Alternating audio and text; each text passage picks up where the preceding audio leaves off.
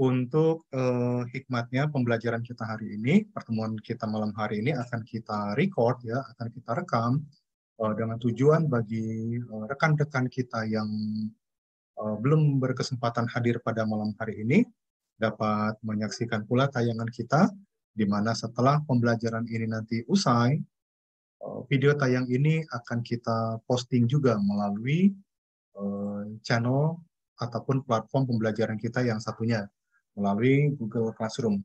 Baik saudara sekalian, tadi sudah saya sampaikan setelah ini nanti sama-sama kita mempelajari ulang. Silakan buka modul yang sudah didistribusikan kepada Anda sekalian, yaitu sejak halaman 160 sampai dengan 186. Oke, baik saudara sekalian, pada halaman 160 sampai dengan 165, di situ kita menceritakan tentang konsep dan model daripada sistem informasi manajemen. Ada beberapa pertanyaan yang nantinya itu akan saudara cari sendiri ataupun jawab sendiri nanti itu ya. Nah, apa kaitannya daripada model sistem informasi manajemen dengan pengambilan keputusan ya, dengan pengambilan keputusan. Oke. Pertemuan-pertemuan sebelumnya sebenarnya ini sudah kita bahas. Apa hubungan antara para pengambil keputusan dalam hal ini adalah para manajer, para pelaksana begitu ya, dengan yang namanya sistem yang sudah terbangun. Dan apa kaitannya nanti dengan lingkungan? Nah, lingkungan inilah diperankan oleh manajemen untuk skala yang lebih luas lagi. Jadi tidak hanya keputusan, tapi dampak ataupun keberlanjutan daripada keputusan itu apa? Nah, itulah peran daripada manajemen. Karakteristiknya seperti apa? Nah, nanti untuk mengetahui seperti apa karakteristiknya, terutama dalam mendukung pengambilan keputusan. Nah, kalau di sini saya hanya mengambil cuplikan kurang lebih seperti apa alurnya. Nah, tentunya waktu itu masih ingat kan apa yang menjadi entitas pokok yang menjadi inti ataupun menjadi induksi pokok sehingga informasi itu dapat dicerna, informasi itu dapat di-manage gitu ya. Nah, tentu kita masih ingat dengan yang namanya data gitu ya. Nah, kalau di sini kita simpelnya kita melihat data itu nantinya akan terkumpul dalam satu tempat yang kita sebut namanya pool ya, pooling begitu. Nah, data yang terkumpul itu nanti, nah inilah nanti yang diolah melalui perangkat yang namanya perangkat lunak begitu ya. Nah, perangkat lunak itu nanti yang memproses, mengolah semua data yang kita butuhkan itu. Nah, hari ini kalau kita gunakan sistem pengolahan dan juga pemrosesan data itu, waktu pertemuan sebelumnya sudah kita bahas ketika kita menggunakan sarana itu pendekatannya dengan teknologi komputer gitu ya. Nah, tentu kita tidak lupa di dalamnya itu ada yang namanya model matematis. Model matematis ini dengan menggunakan konsep matematis itu berdasarkan logika begitu ya. Nah, nanti seperti apa kaitannya pada pembahasan berikutnya nanti kita lihat. Nah, tugas Anda nanti tugas mandiri maksudnya gitu ya. Melalui modul yang sudah saya berikan, silakan dipelajari seperti apa karakteristik dan ciri daripada sistem informasi manajemen, terutama dalam mendukung pengambilan keputusan. Ya. Nah, lalu berikutnya kita juga akan membahas yang namanya sistem pakar. Boleh nanti saudara lihat, mulai dari halaman 166 sampai dengan 186. Nah, kira-kira kalau kita bercerita dengan sistem pakar ini, apa maksud daripada sistem pakar itu? Ada yang tahu kira-kira sistem pakar ini seperti apa? Oke. Nah, jika belum ada gambaran, baik, mari sama-sama kita simak dulu ya. Nah, pada sistem pakar ini nanti ada beberapa poin pokok yang mesti saudara pelajari melalui modul yang sudah diberikan itu tentunya ya. Nah, pertama, apa yang mesti kita pelajari? Nah, yang kita pelajari daripada sistem pakar ini adalah melalui modul itu silakan Anda cerna bagaimana perbandingan ketika suatu perangkat lunak secara konvensional, cara kerjanya, pemrosesan kerjanya dibandingkan dengan perangkat lunak, software yang di dalamnya itu sudah eh, diberikan apa namanya eh, kalau boleh dikatakan additional power ya, kekuatan tambahan, yaitu dengan menggunakan pendekatan sistem pakar begitu. Oke. Nah, dari situ nanti saudara dapat pelajari dari modul yang saya berikan apa peran daripada kecerdasan buatan artificial intelligence ya. Apa perannya? Kemudian seperti apa ciri dan karakteristik sistem pakar. Oke. Nah, berikutnya eh, bagaimana kaitannya sistem pakar ini dengan yang namanya environment atau lingkungan ya. Oke, nah di sini nanti mudah-mudahan Anda dapat menjawab gitu ya. What relation between export system and environment? Nah, jadi apa yang namanya kaitan antara lingkungan dengan sistem pakar? Nah, begitu. Kemudian nanti mudah-mudahan Anda dapat menjawab apa dan kenapa. Ingat hari ini zaman sudah berubah. Jadi jangan lagi kita katakan ini zaman canggih, zaman modern, zaman globalisasi. Tapi hari ini dunia ya bukan Indonesia tapi dunia ya sepakat hari ini kita sudah memasuki fase ataupun tahap revolusi industri 4.0. Nah, kenapa sistem pakar pada masa revolusi teknologi saat ini rasanya itu betul-betul dibutuhkan. Nah, kemudian di dalam sistem pakar itu ada beberapa modul. Nah, modul apa saja yang sekiranya itu dapat diterapkan pada pendekatan sistem pakar ini begitu ya. Nah, kemudian di dalamnya itu ada juga terdapat beberapa bidang sistem pakar ya. Nah, dari pendekatan sistem pakar itu ada beberapa bidang. Nah, silakan nanti Anda temukan okay, apa saja yang menjadi bidang dalam pengembangan sistem pakar ini. Oke. Okay. Nah, jadi kalau kita melihat, saudara sekalian, literaturnya atau operasionalisasinya sistem pakar itu, nah di sini dapat kita lihat. Oke, dapat kita lihat. Pertama, di sini kita melihat ada tiga pelaku, gitu ya. Pertama itulah disebut namanya expert atau pakar. Nah, menerjemahkan expert atau pakar ini bukan orang yang memiliki kemampuan mahir, kemampuan pemikiran secara logik ataupun psikomotorik ini yang di atas rata-rata para profesor, enggak mesti begitu. Siapapun orang dalam suatu organisasi, dalam suatu perusahaan yang dianggap dia mengerti suatu permasalahan, yang dianggap dia memang mampu memecahkan suatu permasalahan dan dia mengerti betul apa yang menjadi sendi permasalahan, bagaimana way out-nya, jalan keluarnya, ya. Meskipun itu dia seorang, katakan meskipun dia itu seorang kurir barangkali, atau barangkali dia seorang clerical, pesuruh, tapi dia mengerti apa permasalahan di situ, dan dia tahu seperti apa sendi-sendi pokok akar permasalahannya, dan dia tahu way out-nya, cara dan jalan keluarnya, maka dia disebut dengan namanya pakar. Nah, kemudian di sini ada yang namanya engineer, ya, engineer. Siapa engineer ini? Nah, engineer inilah para pelaku penyedia tools, penyedia yang namanya atau yang mendevelop yang namanya sistem itu, ya. Jadi sistem ini bagaimana bekerja, seperti apa mekanismenya, literaturnya bagaimana, dialah orangnya. Bukan mesti seorang ahli komputer, barangkali programmer kod, barangkali siapapun, jika memang dia tahu seperti apa sistem itu, mekanismenya bagaimana bekerja, kalau dia menggunakan pola pekerjaan yang sifatnya berjaringan, seperti apa topologinya, atau seperti apa keberlanjutannya, nah maka dia pun disebut namanya engineer. Ada lagi yang namanya user. User ini adalah pengguna. Pengguna itu siapa ya? Barangkali saya, barangkali Anda ya. Kitalah di sini pengguna. Oke. Nah, saya ambil contoh misalkan begini. Tentunya, nah coba Anda lihat dari smartphone yang saya lihat ini. Nah, coba Anda lihat kira-kira ada satu aplikasi yang saya tampilkan di sini ya. Ada satu aplikasi yang saya tampilkan ya.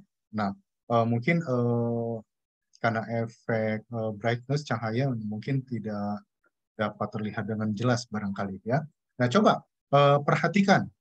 Anda tentunya memiliki smartphone. Anda memiliki yang namanya gadget, betul? Betul? Nah, sekarang coba Betul. saya tanya kepada Yusril. Nah, coba gadget yang kamu gunakan hari ini di samping kamu, selain yang namanya laptop, barangkali apa yang kamu gunakan, Yusril?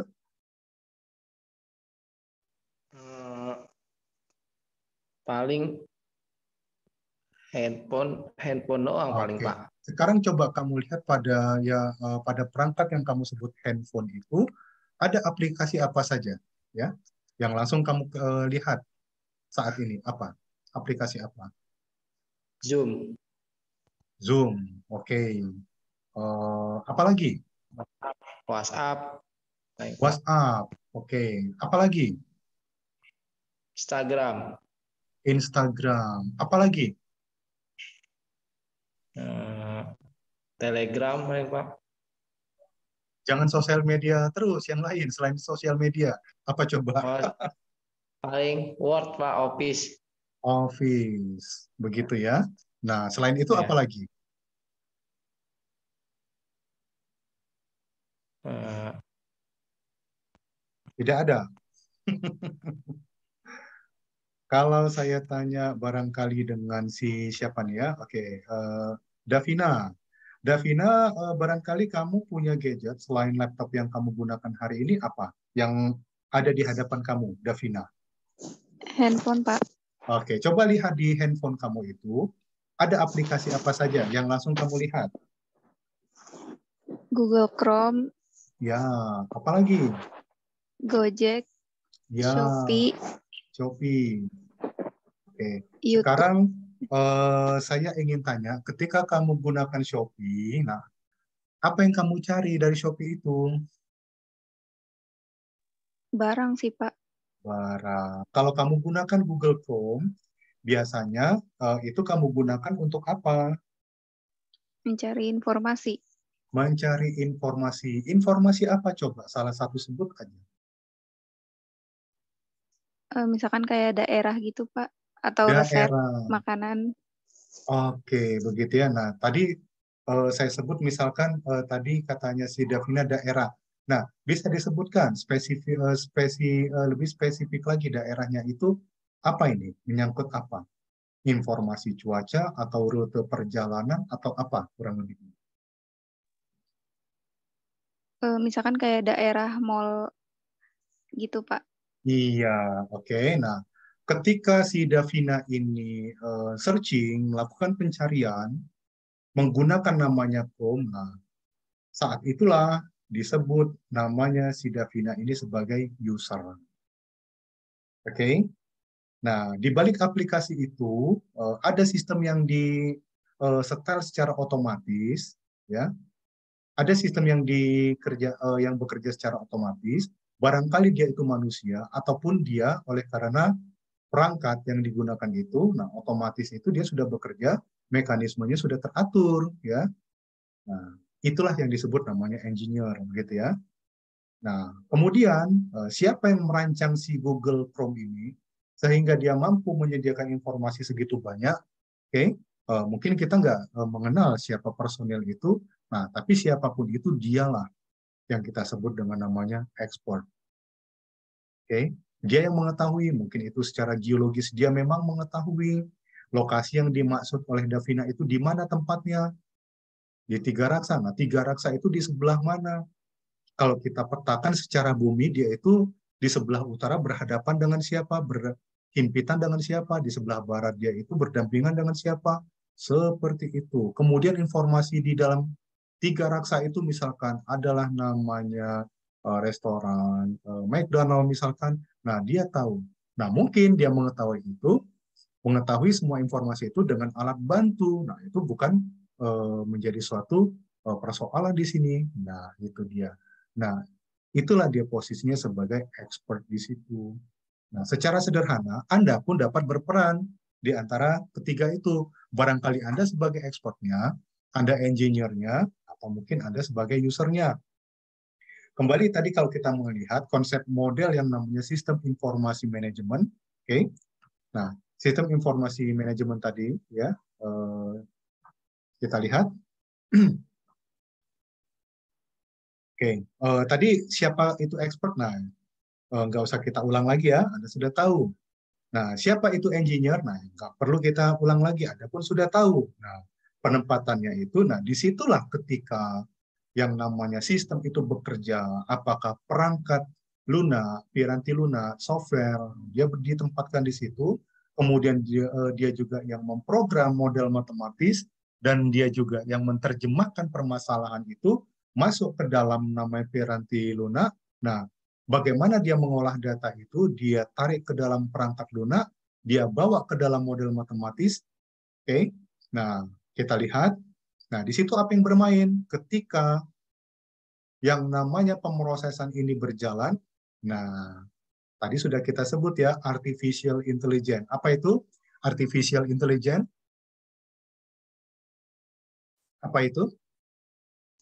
Kecerdasan buatan. Kecerdasan buatan. Ketika model sistem informasi manajemen itu tadi dilengkapi dengan artificial intelligence, oke? Nah, inilah yang melengkapi yang namanya sistem pakar. Oke, outputnya, nah inilah siapa yang menjadi user. Nah, tadi seperti si Davina tadi contohkan, mungkin barangkali yang lain termasuk saya begitu ya. Nah, bagaimana metode dan juga media operasionalnya? Boleh jadi dengan adanya artificial intelligence itu, semua pemrosesan itu, pendekatannya, nah awas kemarin itu kita lihat ya, yang namanya data itu nggak semuanya itu bersifat tekstual, nggak selamanya bersifat numerik, nggak selamanya bersifat itu alfabetik, tapi mungkin juga ada entitas yang menjadi data yang direkognize itu adalah gerak, suara, gambar, kemudian objek-objek lainnya. Nah, itu dia. Nah, artificial intelligence, nah, itu dia diberikan kemampuan merecognize. Ingat, itu salah satu entitas yang sudah sering kita bahas ya.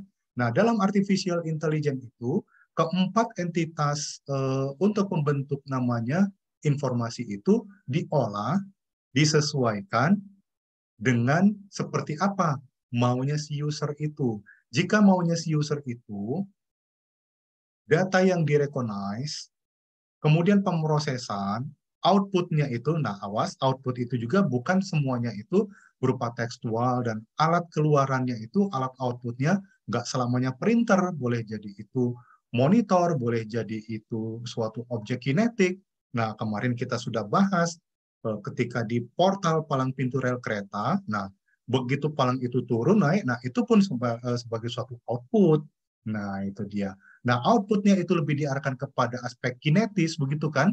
Dengan objek bergerak, kemudian itu distimulasikan dengan namanya artificial intelligence, namanya lah menjadi robotik. Nah, atau dia hanya tampilan monitor, oke? Nah, di situ ada feature, di situ ada filler, nah di situ juga ada efek animasi, nah itulah aplikasi.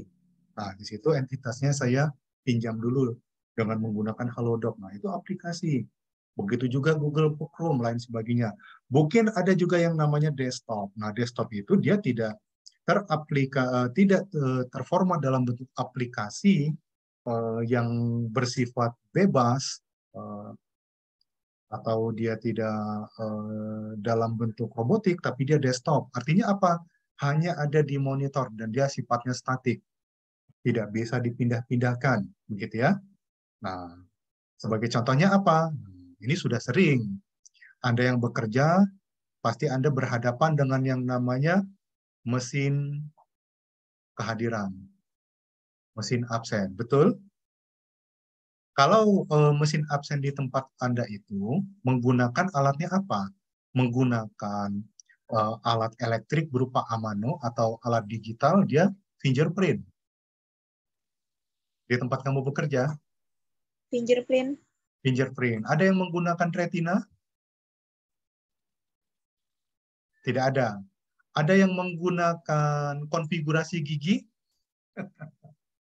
Macam-macam ya. Jadi tidak selamanya itu fingerprint atau amano saja gitu ya. Ada yang menggunakan itu voice record? Tidak ada ya. Belum. Mudah-mudahan nanti. Atau mungkin ada juga yang, menggunakan karakter gerak. Nah, jadi cukup dengan lambaikan tangan atau anggukan kepala. Nah, begitu belum ada ya. Nah, kalau belum ada ya nggak apa-apa. Nah, tapi itulah dia. Artinya seperti fingerprint. Nah, fingerprint itu bisa tidak kita pindahkan ke dalam ponsel alatnya? Tidak bisa gitu ya, karena memang sudah formatnya demikian statis gitu. Nah, fingerprint itu juga termasuk desktop dia di situ. Oke. Nah, walaupun ada juga retina, nah, tidak bisa dia dipindahkan ke dalam aplikasi yang nanti itu dia masuk ke dalam smartphone, apakah itu nanti dia platform yang menggunakan Android atau dia menggunakan Apple, nah, tetap dia itu statik di situ. Nah, itulah dia desktop. Oke, nah jadi sistem pakar itu yaitu tadi. Nah, ingat ada expert, ada engineer, ada user. Nah, aluran informasi ini, permasalahan sendinya siapa yang mengetahui, nah siapa yang mampu membuat rancangannya, itulah expert. Nah, tapi siapa yang mendevelop?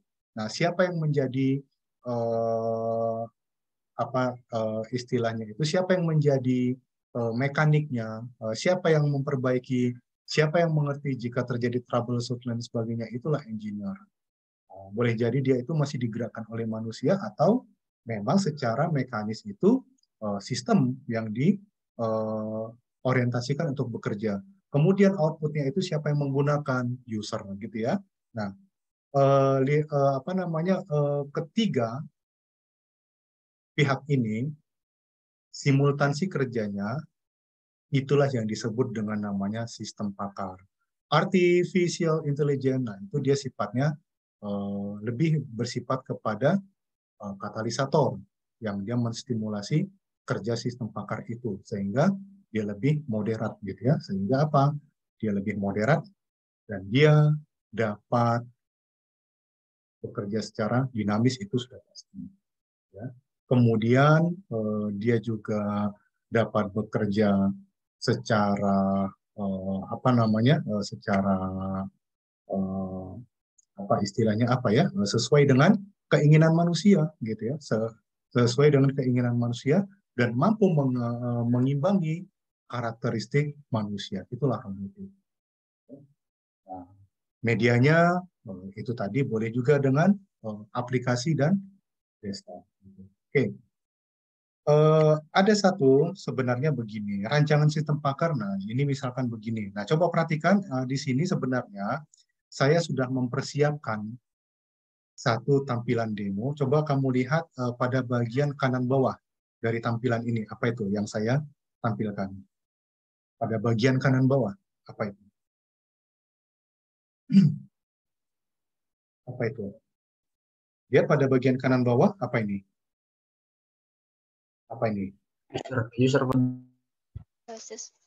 Bukan user. Ini nih, yang di sini nih, yang saya beri tanda ini. Apa ini? Studi kasus. Apa itu? Ya, apa itu? Kamu membacanya apa? Studi kasus aplikasi. Aplikasi apa?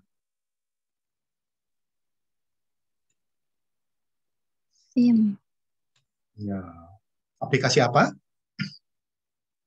Aplikasi apa namanya?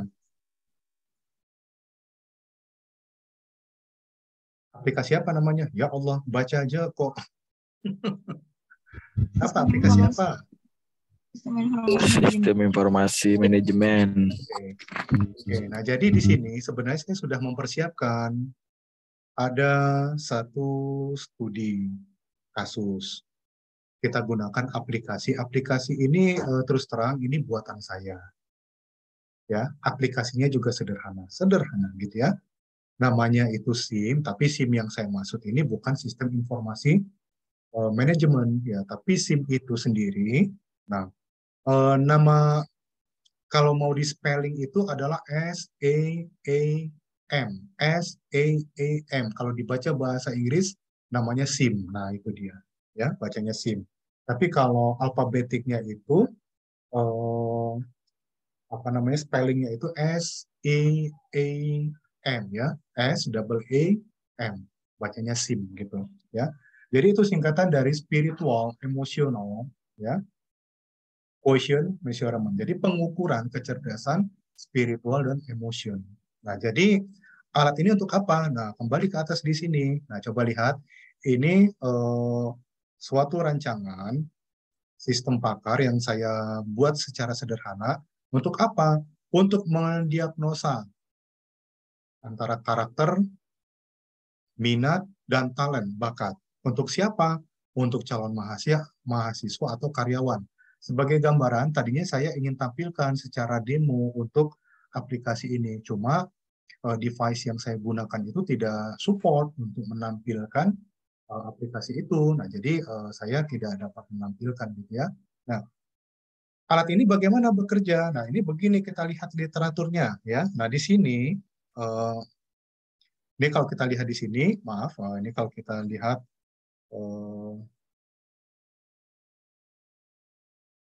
nah, ini kalau kita lihat dari sini, nah ini saya beri tanda di sini. Nah, sebenarnya di sini inilah posisi pakar itu ada di mana? Ada di sini, gitu ya. Nah, siapa yang menjadi pakar di sini? Nah, ini adalah saya sendiri.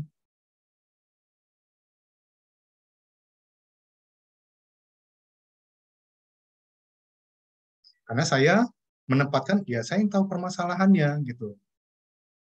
Oke?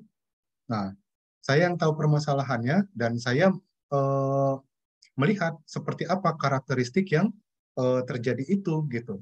Ya. Nah, di sini saya melihat satu gejala karakter. Kemudian timbul satu pertanyaan, orang ini sebenarnya itu maunya apa? Orang ini itu sebenarnya passionnya itu di mana? Dan talentanya itu seperti apa gitu. Nah, barulah di sini coba kita telusuri. Nah, metodenya ini kita buatkan suatu pertanyaan. Dan nanti dari pertanyaan itu, kita melihat diagnosanya seperti apa. Dari hasil diagnosa itu nanti, itulah namanya ada peer-to-peer matching. Kita coba hubungkan satu demi satu elemen, sehingga nanti kebaca si Sarah Nabila misalkan, ini orangnya ini, dia mengambil jurusan, Sarah Nabila, kamu ambil jurusan perkuliahan apa ini? SDM, Pak, manajemen SDM. Nah, seperti Sarah Nabila, dia memilih konsentrasi pembelajaran itu pada sumber daya manusia, human resource gitu kan. Nah, tapi sebenarnya karakternya si Sarah Nabila ini mendukung tidak untuk dia menjadi expert di bidang human resource. Nah, boleh jadi iya, boleh jadi tidak, kan begitu ya. Nah, coba misalkan begini. Nah, saya coba tes case. Sarah Nabila, kamu bekerja hari ini atau belum bekerja? Sudah, Pak. Bekerja di mana? Di pergudangan. Pergudangan. Sebagai apa? Staf admin. Admin apa?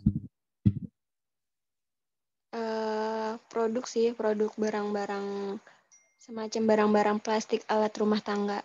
Perabotan gitu. Iya, nah sudah nampak ya. Nah, Sarah Nabila ini sebenarnya passionnya itu dia bekerja itu hari ini di industri. Industri itu produknya sudah jelas. Nah, aspek pekerjaan dia ini kedekatannya cuma dua, apakah di produksi atau di marketing. Kan begitu kan?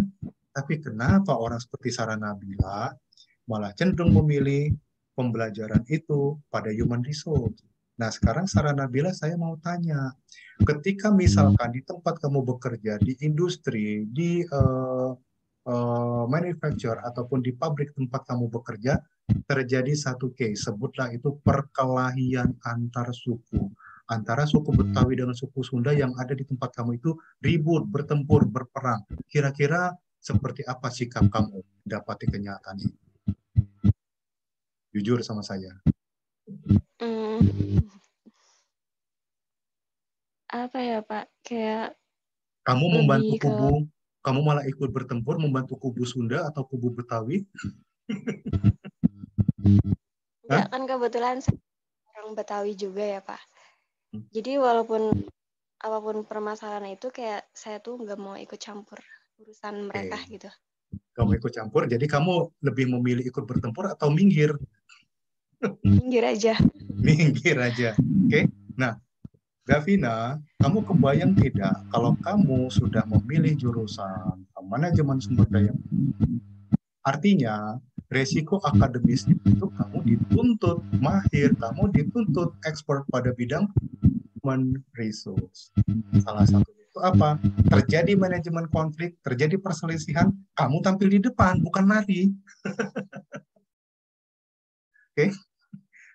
Paham? Halo Nabila. Ah, hilang dia. Iya Pak.